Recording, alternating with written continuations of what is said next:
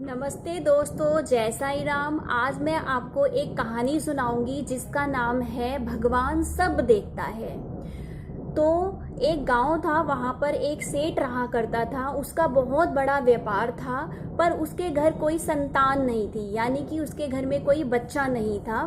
तो उन्होंने सोचा क्यों ना हम एक अपना नौकर रख लेते हैं दुकान पे।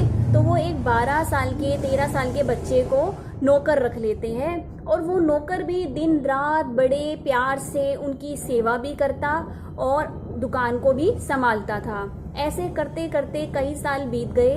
तो सेठ और उसकी पत्नी ने सोचा कि हमारे घर कोई अपना बच्चा नहीं है, तो क्यों ना हम इस नौकर को अपना बच्चा बना लें, और हम जो भी हमारे व्यापार में प्रॉफिट होगा उसका 10% हिस्सा हम इसके लिए इकट्ठा करेंगे। तो जब उनके मन में ऐसा विचार आता है तो कहते हैं जो भी अगर अच्छा विचार आए तो उस समय हमें उसे कर लेना चाहिए, लेकिन अगर हमारे मन में कोई बुरा विचार आ रहा है तो उसको अपने मन में दबा लेना चाहिए। तो ऐसा उन्होंने सोचा। तो भगवान ने उनके घर में दिन रात दुगनी चौगनी तरक्की देते गए, उनका व्यापार बढ़ता गया। तो दोस्तों, एक आपको और बात बताऊं, अगर आप किसी अपने व्यापार का कुछ हिस्सा निकाल कर जैसे भगवान के नाम डालते हैं गुल्लक में या मंदिर में दान करते हैं, तो मैं कहूँगी आप उससे अच्छा गरीबों को दान करें जिनको ज़रूरत है, क्योंकि गरीबों के मुख में डालना मतलब कि भगवान की गुल्लक में डालने के बराबर होता है। तो वो ऐसा सोचकर उसके नाम पे पैसे जमा कराते रहते हैं। अब क्या होता है, एक दिन उनको लाखों रुपए का फ़ायदा हो जाता है। तो अब वो सोचते हैं कि इतना सारा जो पैसा है 10% हम इसको दे दें, तो उनके मन में लालच आ जाता है। तो सेठ क्या करता है, उसको बहाने से शहर ले जाता है, और वहाँ पर जाकर वो एक डॉक्टर से मिलकर उसको जहर का टीका लगवा देता है। और वो बेचारा इतना बीमार हो जाता है कि वो मर जाता है। और फिर उस लड़के के घर सेठ जी फ़ोन करते हैं और उसकी माँ को कहते हैं तुम्हारा बेटा बहुत ज़्यादा बीमार है। फिर थोड़े टाइम बाद उनको फ़ोन करते हैं कि तुम्हारा बेटा अब इस दुनिया में नहीं रहा। और सेठ वहाँ पर उसका क्रियाक्रम करके शहर में ही, और वो अपने गांव वापस आ जाता है और वो सारी बात अपनी पत्नी को बताता है। तो ऐसा करने के बाद कुछ सालों के बाद, यानी कि 20 सालों के बाद, उनके घर में एक लड़का पैदा हो जाता है। तो वो बड़ा खुश होते हैं। तो उसकी पत्नी कहती है, सुनो जी, मैंने तो सोचा था कि बुरा कर्म करने से बुरा होता है, लेकिन भगवान ने हमारे घर में एक ये सुंदर सा बच्चा हमें दे दिया, ये तो भगवान की बहुत बड़ी कृपा है। वो बहुत खुश होते हैं, बहुत बड़ा फंक्शन करते हैं। और उसके बाद जब वो बच्चा बड़ा हो जाता है, उसकी इतनी धूमधाम से शादी करते हैं, इतना पैसा लुटाते हैं, बहुत खुश होते हैं। जब वो बच्चे की शादी हो जाती है, अगले दिन जब डोली आती है, तो वो उसी रात को ही बच्चा इतना बीमार हो जाता है कि कोई डॉक्टर, कोई वैद्य उस बच्चे का इलाज नहीं कर पाते। वो शहर तक जाते हैं, बड़े बड़े डॉक्टरों से मिलते हैं, पैसे को पानी की तरह बहा देते हैं, लेकिन उसका इलाज नहीं होता।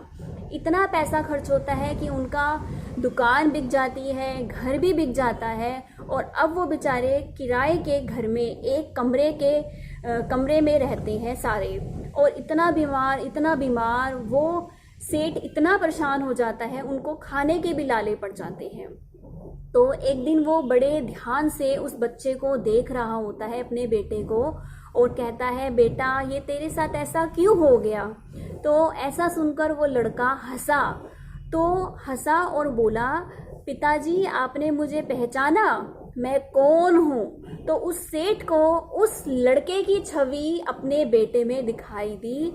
तो वो कहता है कि मैं वही बेटा हूँ, वही नौकर हूँ आपका, जिसको आपने जहर का टीका देकर मार दिया था।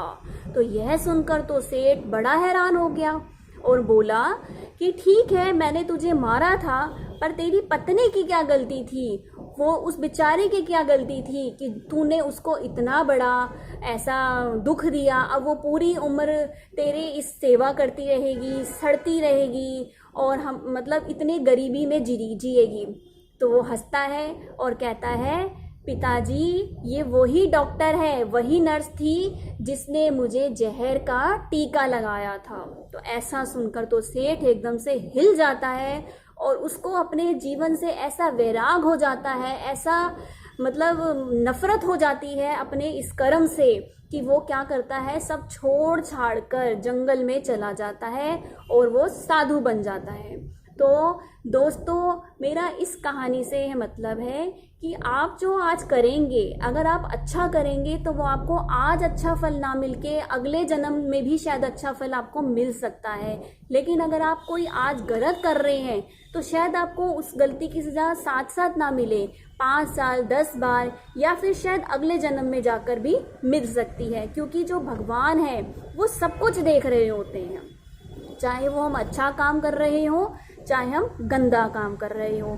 तो दोस्तों मेरा मतलब है कि आप कभी भी कोई गलत काम ना करें, किसी का बुरा ना करें। अगर आपके मन में कुछ अच्छा करने का है विचार तो आप उसी टाइम कर दीजिए, लेकिन अगर बुरा करने का विचार आता है तो आप सोचो भी मत, उस टाइम आप भगवान का नाम लेने लग जाओ कि मेरे मन में ऐसा ख्याल ही क्यों आया। ठीक है ना दोस्तों। अगर आपको ये मेरी कहानी अच्छी लगी हो तो लाइक करें, शेयर करें, कमेंट्स करें। धन्यवाद।